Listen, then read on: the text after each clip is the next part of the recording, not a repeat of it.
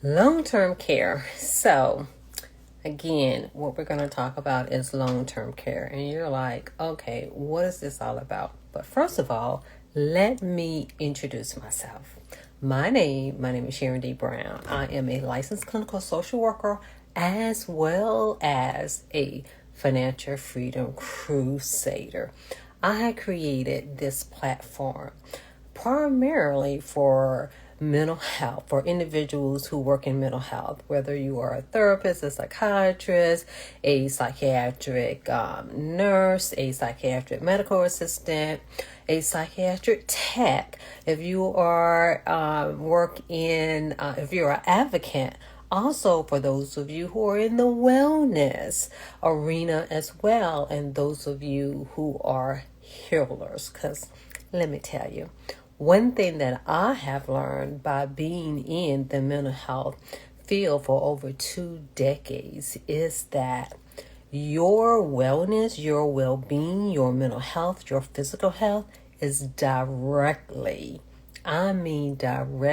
impact and influenced by money and your financial resources. And so, with this platform, is for all of us to learn about finances, to learn how we can leverage the economy for us first, for those who are in our family, those who are in our community, and then for those of us who we serve. Because if our back door isn't locked, if we're not taking care of what needs to be taken care of with ourselves, then it's going to be hard. I'm going to say this, it's going to influence even those that you serve, because none of us are exempt. And most of us, to be honest, is one experience away, one paycheck away from financial struggle. And so I'll be sharing life experiences, my own personal experiences, and also things that I may have seen, as a professional, and especially as a financial professional as well. And when it comes to financial piece, we're learning this together. Okay, y'all? I am sharing information, but if anything that I've learned, it's just like in mental health, just like we're telling people, oh, go to therapy, you need to go and heal. It's really the same thing when it comes to our finance. However, how you feel about us in this country and about capitalism, let's learn how to leverage it so that my family and your family can have the upper hand, so that we will not be a statistic, in which, to be honest, most of us already are.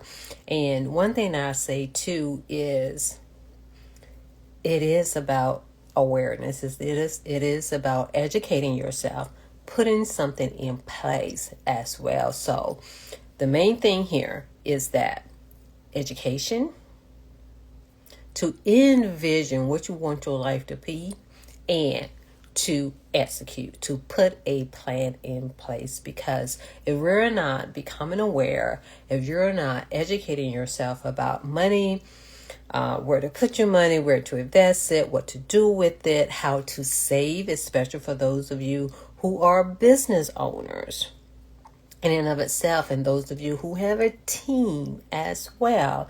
If you don't know how to leverage and how to plan, because it's not about when you get there, it's about starting now. Even if you're looking at your forecast, your financial forecast, 3 months, 6 months, 9 months, a year, 3, 5, 10, 20 years from now, it's starting now. And it's not when you get there. Now, some of it, I'll put it like this: as soon as you learn something, you're getting into the room, and it's kind of like there are increments, because sometimes you can't get into certain rooms until you make a certain amount of money, either to pay to get in those rooms, or you have to already earn certain amount of money. But here on this platform, everyone is welcome. Okay. And so what I am going to do today, I want to talk about long-term care. We heard about long-term care. What is long-term care? It's like we don't even think about long-term care, especially if you're healthy and you feel like you don't have anything going on. But let's get real, y'all. Let's look at the statistics and also just look at your own family in and of itself, because when it comes to statistics, there are a lot of individuals who end up, even if they don't use it, but they end up needing some form of long-term care, whether it is intermediate home health care, and like a home health care aid or respite, then assisted living and skilled nursing home. And so, what are some of the things of which, why would somebody need long-term care? Think about it in this way. If you just think about dementia in and of itself, it is a progression and it is a continuum, and each person is different. But just thinking about that, think about heart attack or stroke. It's not about someone dying, it's the care that they need before they die.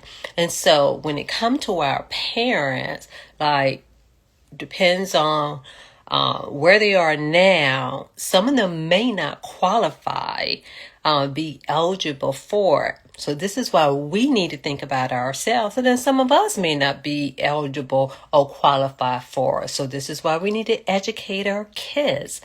So when you think about long-term care can mean when you need home health care, like a home health care aid, assisted living, or skilled nursing home. And again, even for those, there are like medical necessity, and you have to qualify for those things as well. But what I want you to do is to think ahead, not to think about, oh, what if I need this, but to think about the life that you want to live, and then what if you need it. Because I can tell you a personal story in that of itself. Like when it came to my mom, oh my, if she would have had long-term care, that would have helped a lot in and of itself, and actually it would have helped her and my stepfather as well. And so just in saying that, like, she had a stroke, and I would say overall she did relatively well, but there were times in which she would have benefited from, let's say, a home care aid early, but she was able to go to a outside, let's say, program that helped, because basically she just didn't need to be home by herself all day long. I kind of call it, she just needed to break up. But just think about, what about you and your family? Are you able to afford that? And that's the thing, because I didn't even think about it. It's kind of like, what can they afford? You know what I'm saying? So I wasn't even thinking about it. But part of that is because, too, they've been financially comfortable. They were definitely givers, and they helped us out. We needed help for anything in and of itself. But then for some of you are kind of like a financial support for your family or other family members, and specifically for your parents, because a lot of you are in that sandwich, what is it called? That I would say the sandwich mode, meaning like, it's you have kids, and then you are helping to support your parents as well. And so that's emotional as well as financial. And for some of us, we're not able to, afford that. Even though some of us may be making more money than our parents, then some of you may not be. But even if you are making more money, it still doesn't allow you to afford all of that as well. And so one thing I want you to think about not just I'm going to say this because I was about to not say it, but by not having the financial resources, it's going to impact your mental health. It's going to impact your well-being, but then also your family well-being as well. So whether it's you or your parents or someone else who may have a heart attack or stroke, or may become disabled, when it comes to the government, everyone depends on their income. They don't always are eligible for all of that. And then your health insurance doesn't always cover everything. And then if you have to go out on medical leave and you work in a 9 to 5, and even if you're an entrepreneur, what do you have in place, in that?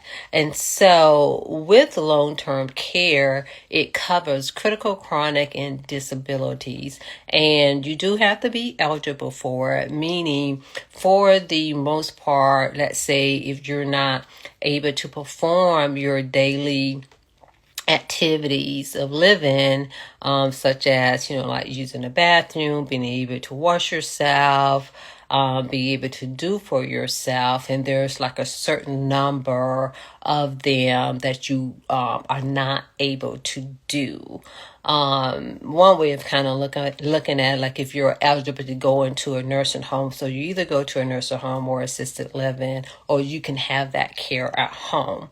Now, one thing I do want to say for each person, who want to be taken care in the home, think about the emotional impact, the stress, and the burnout that can cause, because usually there is no break. And so it is important to be able to have respite for yourself if you are that caregiver. And then how do you want your family, like for yourself, how do you want your family to take care of you? So those are some considerations in order to have. And these are hard decisions to make.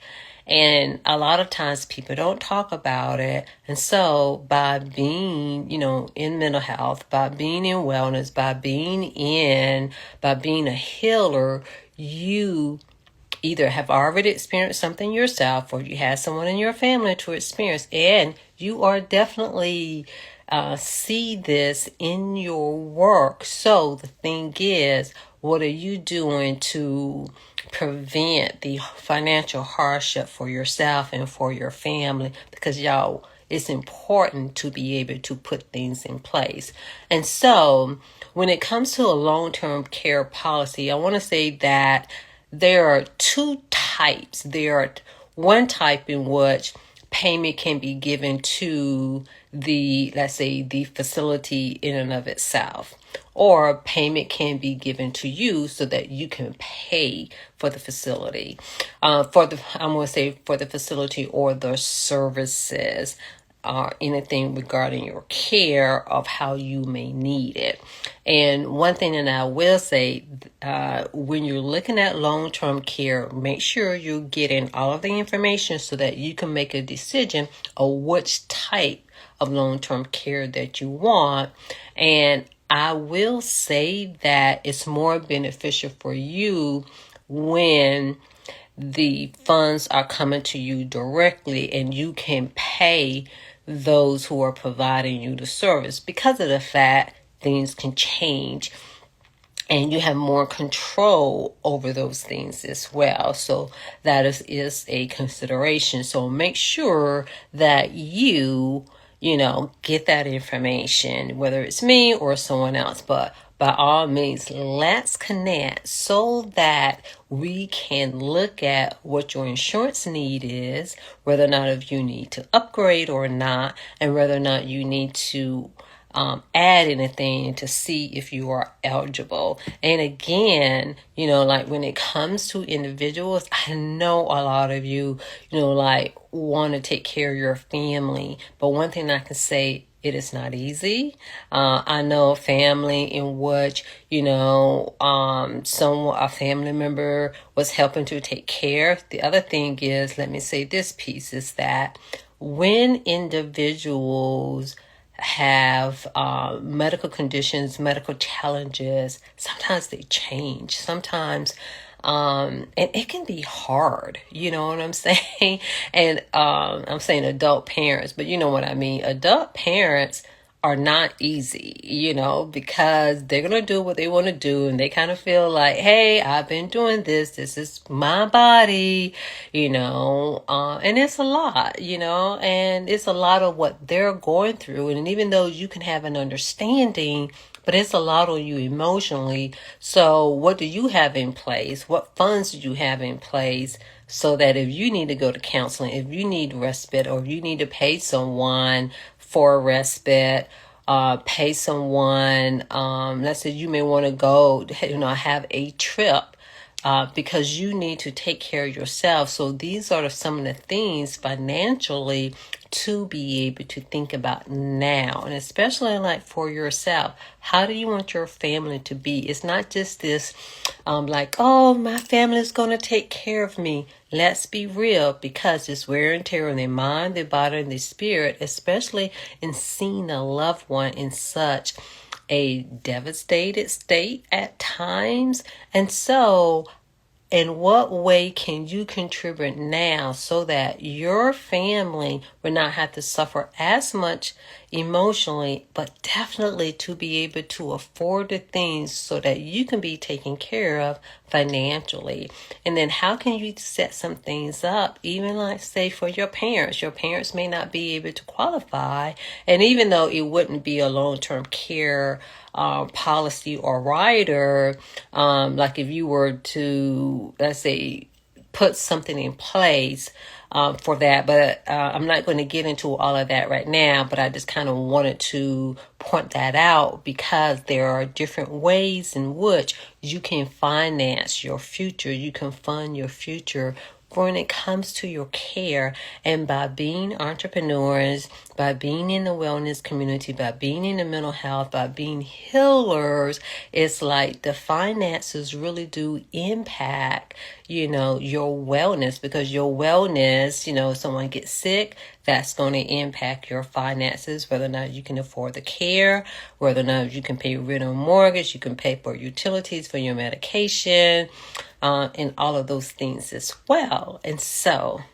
let's connect so that we can get together. Or if you already have someone, make sure you connect and say, hey, I want to learn a little bit more about long-term care. Let's see, is this something that I need? Is it something that I can add? Is it a rider? And like I said, there are two types, and you do want, I'll put it like this: it's beneficial for you to have more control over of having access to the funds, so that you could divvy out for those who care for you, or whoever may be in control of those funds, just in case you may not have the capacity to do that. So the path to financial liberation is planning, is educating yourself, again, envisioning what goal you want to have if something was to happen to you, and what strategies are you going to put in place so that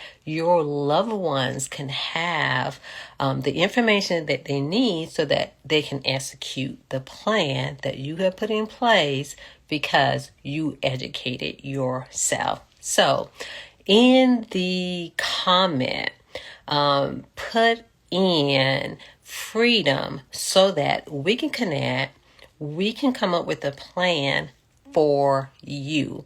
And again, when it comes to critical, chronic, and disability, there are things that you can put in place if any of those things were to happen. You're not forecasting any of those things, but let's be real. By not planning anything, you're leaving your family at risk of losing a home, losing a place to stay, emotional, turmoil, and then financial burden as well. So let's close this economic gap by educating, envisioning, and executing a financial plan so that you can be ahead. So again, let's do this together. Let's learn together. Let's put a plan together so that you can be well in every way.